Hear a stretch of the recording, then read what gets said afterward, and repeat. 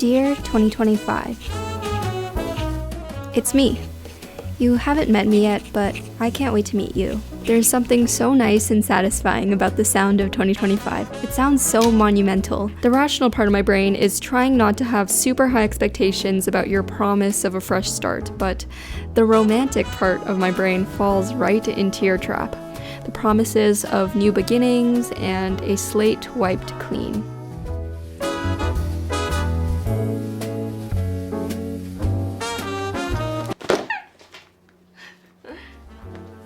This year is going to be my 9th year bullet journaling.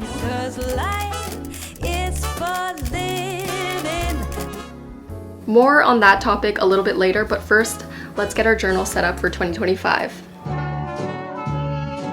There are a few things I'm going to be doing differently in my journal this year. Number one, I'm going into it super low pressure. I previously had a lot of pressure about finishing things on time so that I could post a video about it. I have been letting go of that pressure a bit more recently, but I just want to fall in love with journaling again and not feel rushed to create something or share something before I'm ready. Number two is I'm not going to restrict myself to a certain style of journaling, whether that be adding drawings, using stickers, junk journaling, scrapbooking. And number three, which kind of ties into number two, I'm focusing less on the to-do list planning aspect of it.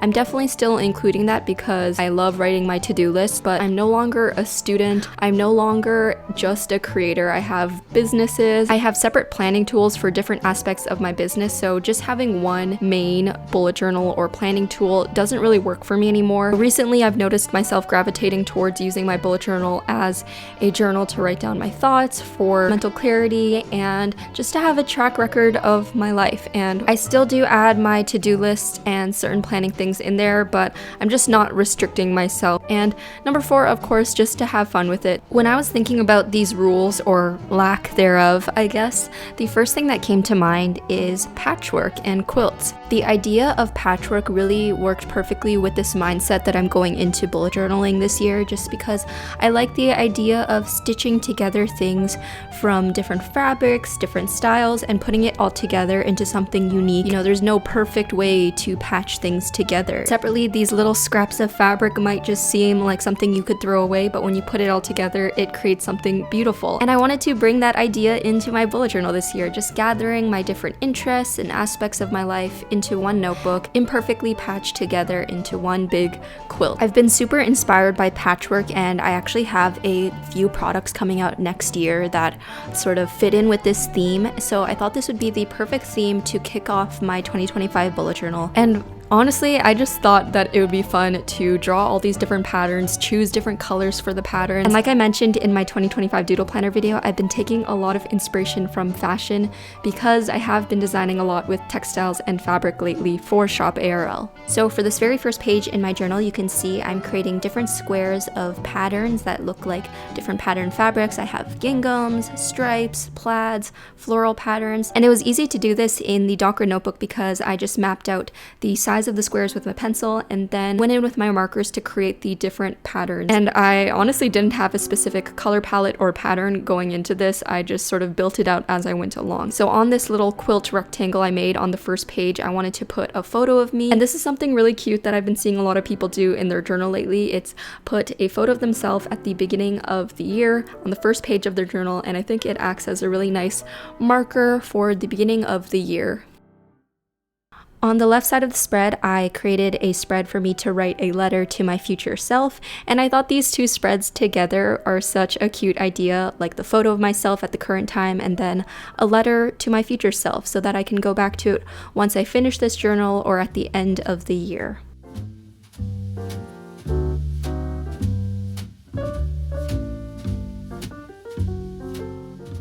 The next spread that I'm making is my 2025 yearly overview or dashboard spread, and I guess the closest thing to this spread would be my future log spreads that I have done a lot of in my previous bullet journal setup videos, but this is a little bit different because in the past I would draw out all of the little mini calendars and only put events that I knew were happening on those specific months so I could later put them in my monthly setups.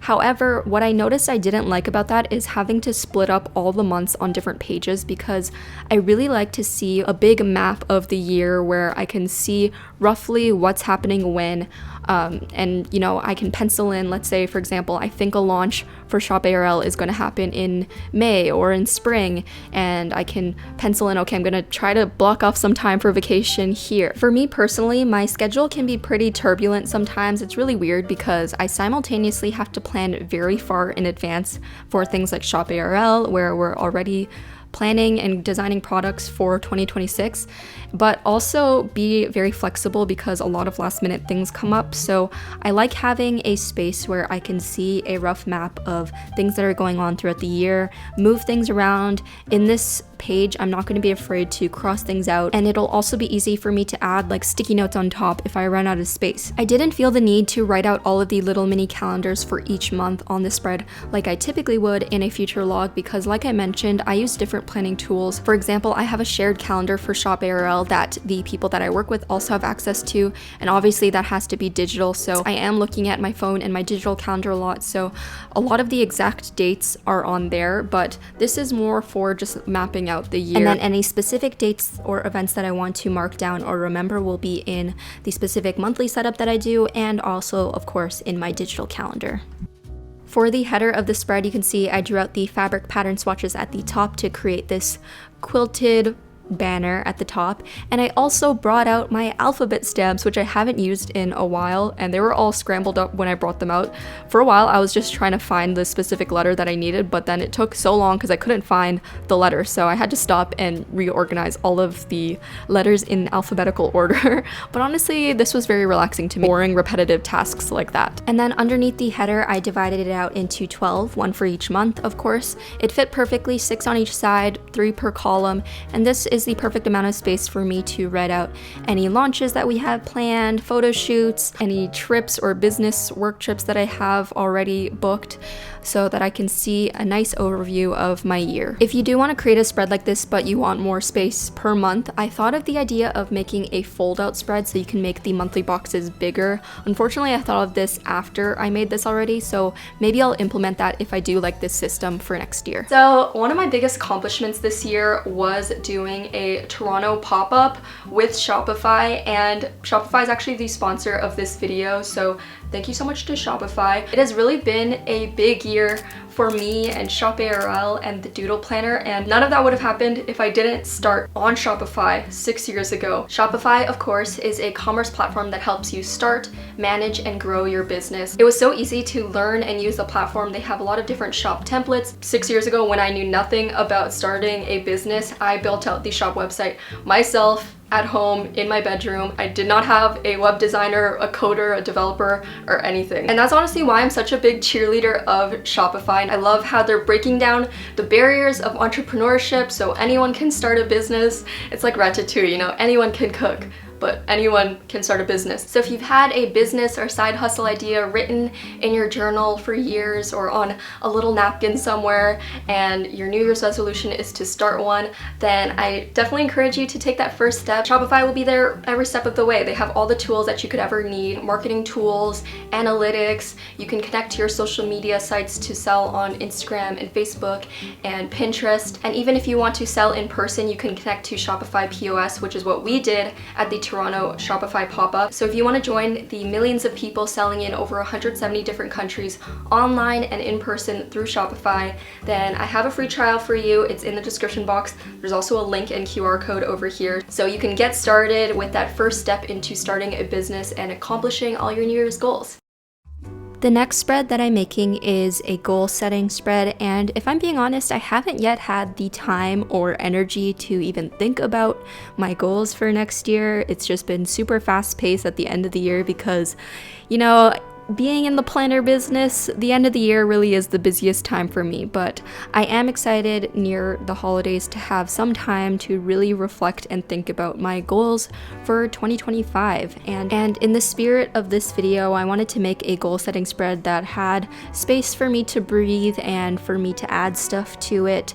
I might turn this into a vision board spread and add pictures to it eventually once I do sit down and fill it in. So to create this spread, I drew out my patchwork squares in the center, but this time instead of making them uniform and all aligned, I overlapped them a little bit, and I also created these squares to divide out my goals underneath it. I wanted to fill out this goal spread off camera in my own personal journaling and planning time because I felt like I need to sit with myself and reflect a little bit more on the past year and think about what I want from next year in a way that I can't really do on camera. So these sections of these boxes will probably end up changing as I fill it in with vision board photos and my thoughts and everything.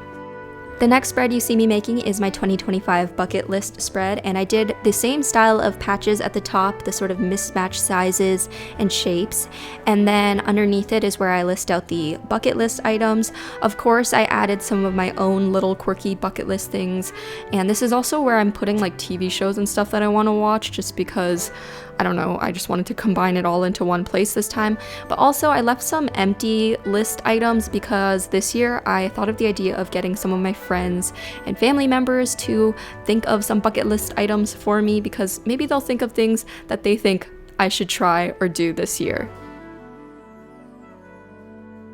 The next spread that I'm making is one of my favorite spread ideas that I made for 2025, and I can't wait to fill it out.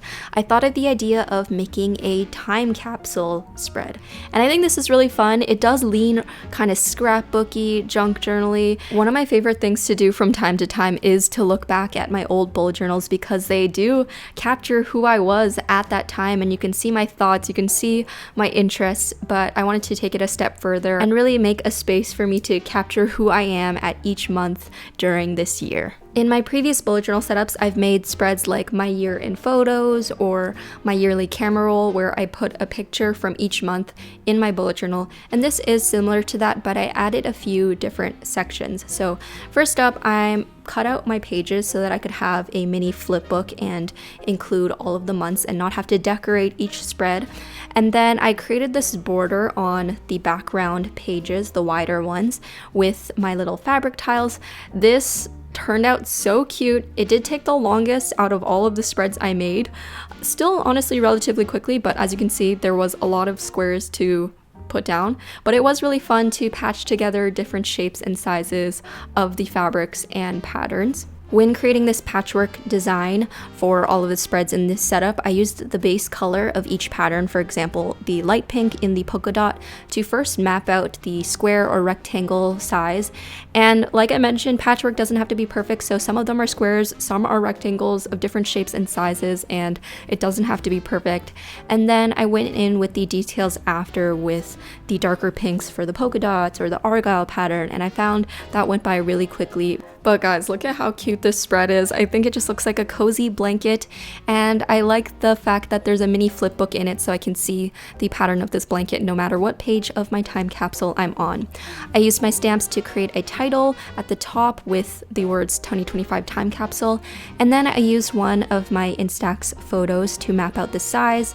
Luckily, they fit perfectly, 4 on each double spread, and I left space on the top and bottom. At the top, I used my newly organized alphabet stamps to write out each month of the year, and underneath it, the reason why I left space is because I wanted to write out my favorite song of that month, any TV show or movie that I watched that month, my beauty or fashion favorites or specific product or thing that I'm loving, and then I also left a little space for a miscellaneous thought for that specific month, and I think that'll be so fun to look back at the end of the year, but also in the future. Alright, this is the last spread I'm making on camera, but I did have so much fun setting up these spreads with this theme, so I actually did end up making some other spreads afterwards, so maybe I'll share those on my Instagram. But this page in particular was a quote page. I always like to choose a quote or saying or word for the year at the beginning and just really set my intentions for the year. So for 2025, I wrote "to the small things,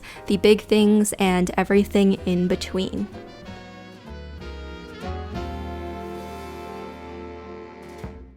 Wow, look at all these notebooks. You know, when I look back at the start of each year and the beginning of each journal, I think I really did have a habit of setting unrealistic expectations, which is not a bad thing, but when things inevitably didn't turn out exactly the way I envisioned them, because spoiler alert, they never do, I would just get disappointed in myself and my year and think that it was a bad year or that I didn't do enough that year. Last year, I told myself I would do a lot of things. I told myself I would post more videos consistently. We all know how that turned out. And even though I didn't necessarily accomplish everything I set out to accomplish in 2024, I'm honestly really okay with that because instead, a lot of other unexpected things happened. I created products that I have never been prouder of. I renovated my closet, I met my boyfriend, I met a lot of new friends, and I just did a lot of things that I never thought I would do or could never even think of putting in a list in my journal. I think during a lot of previous New Year's, I focused a lot on what I could have done more of or what I didn't accomplish, and I rarely appreciated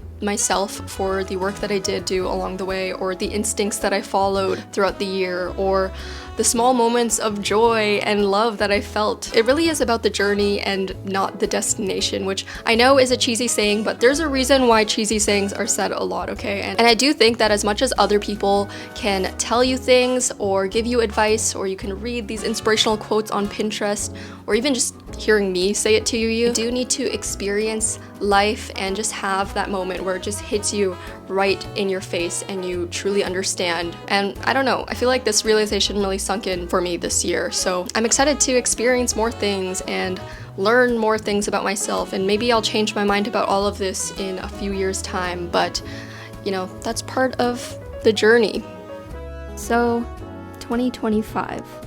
I have no idea what kind of year you'll be like, but if the previous ones are of any indication, it'll probably be nothing like I expect. And for the first time in my life, I'm truly excited for that, because as much as I love to plan out my year, sometimes the unplanned parts are my favorite parts. I said life is for living. Let's see where this song might